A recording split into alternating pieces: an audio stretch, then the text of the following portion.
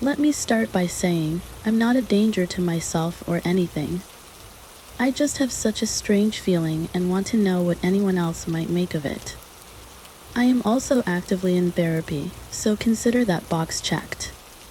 I might just be a nutcase, and I'm fully prepared to accept that. For as long as I can remember, I've been aware of my own mortality and the impermanence of everything. Just the fact that we will die one day, and most of this stuff we see as valuable won't matter in the end. Cars will break down and rust, buildings will decay, clothes will get worn out, school test scores will be irrelevant, etc. Literally, for as long as I can recall from a very young age, it's been present in me. This has caused great peace, apathy, gratitude, depression, and overwhelming anxiety all at once. I also always had a feeling I wouldn't live very long, not in a morbid way, just a strange feeling of knowing and acceptance.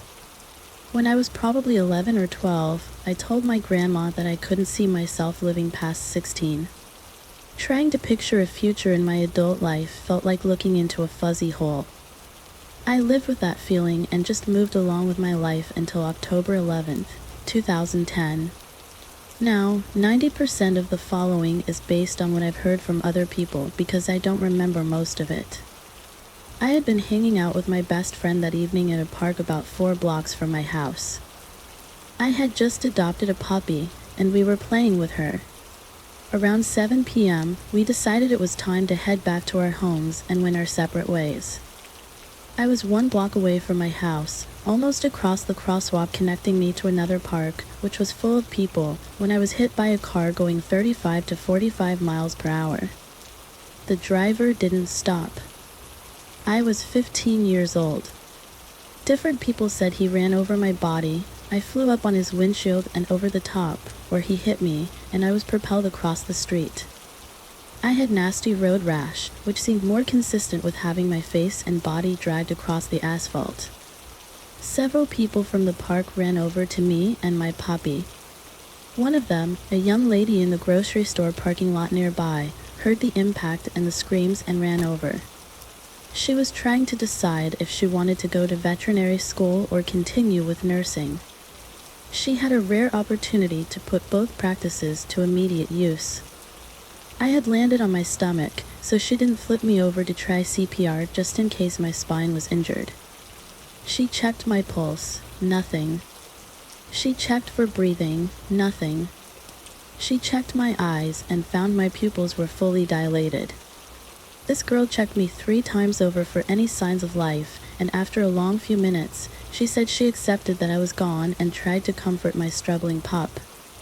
She wrapped her up in her own sweater, and she passed on the scene. She instructed one of the onlookers to call 911, and it took just under 10 minutes for EMTs to arrive. The girl remembered tucking my puppy into her sweater in the grass when she heard some commotion and turned to see me trying to lift myself up. She panicked because I was very dead by all accounts, and she had to keep me lying down, now even more worried about my spine, until the ambulance got there. My cell phone had flown onto the street and broken open, but a police officer on the scene popped the battery back in, and my mom called shortly afterward.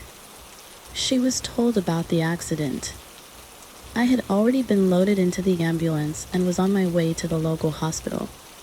When she got there, they were intubating me, putting me on life support because I couldn't breathe on my own. One of the EMTs told her they were shocked that I even made it on the ambulance ride back.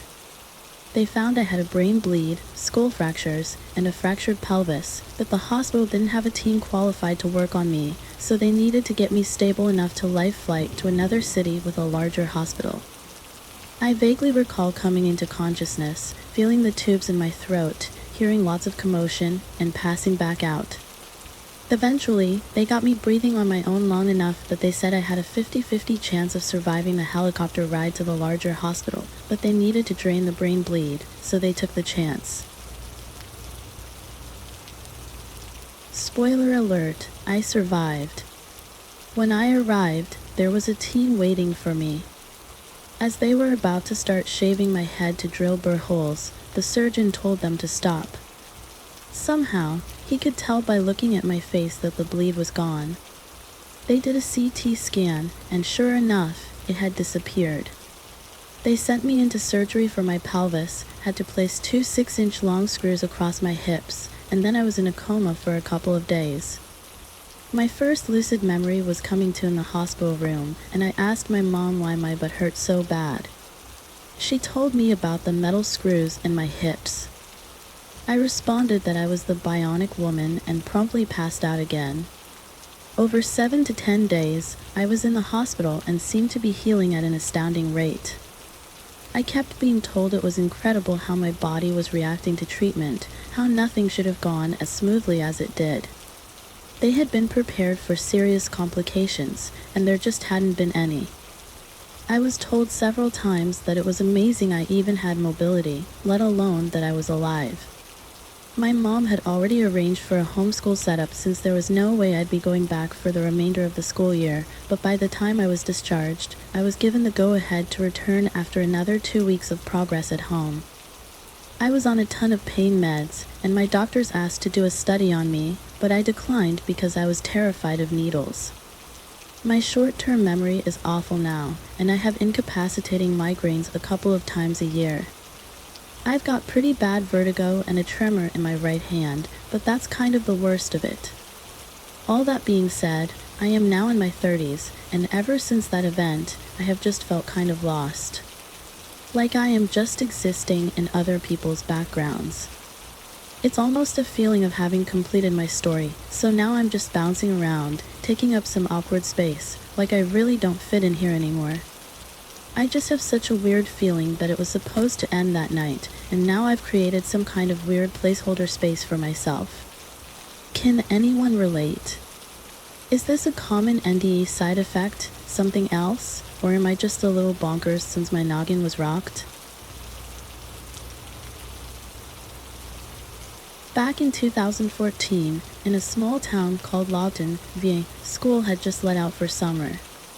It was early June, and the days were getting longer and hotter. There was this group of friends who usually hung out after school at one of their houses.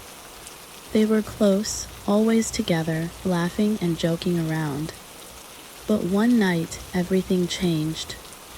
That night, one of the friends went psycho and left 5 dead and 2 missing. It was all over the news. The police said there was no evidence left behind. I still remember that night clearly, even though it was so long ago. The memory comes back if something reminds me. I've been spending more and more time on Reddit over the years. It's a place where I feel connected to people.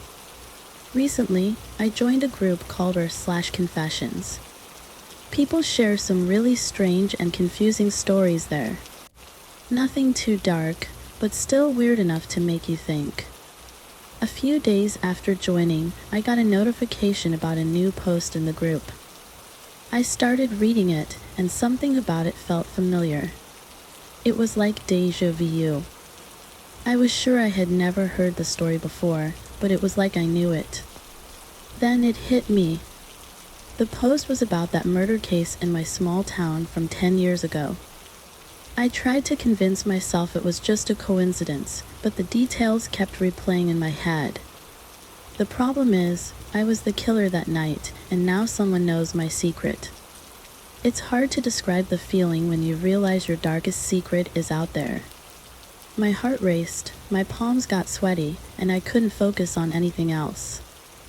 I reread the post over and over, searching for clues about who might have written it. The post described the night in detail. It talked about the group of friends hanging out, the sudden violence, and the aftermath. It mentioned things only someone who was there would know. There were no names, but the events matched perfectly. I started to panic. Who could it be? One of the missing friends? Someone who found out later? My mind raced with possibilities. I knew I had to find out who posted it. I spent hours digging through the comments and the profiles of the people who interacted with the post. There were lots of theories, but none of them seemed to fit. Everyone was just as confused as I was. Days turned into weeks, and I couldn't let it go.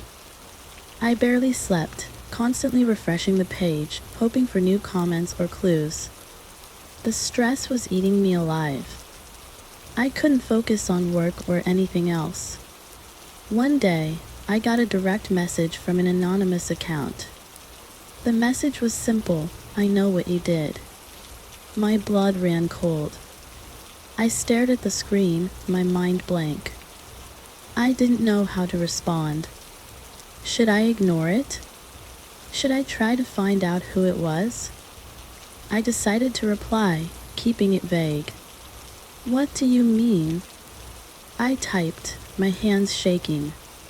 The response came almost immediately. "You know exactly what I mean. Logton, 2014. The night of the murders." My heart pounded in my chest. This person knew. But how? I had been so careful. I thought I had left no trace. But now, someone out there knew my secret, and they were watching me. I don't know what to do next. The fear and guilt are consuming me. I thought I had buried that part of my past, but it's come back to haunt me. And now, I have to figure out how to deal with it before it's too late.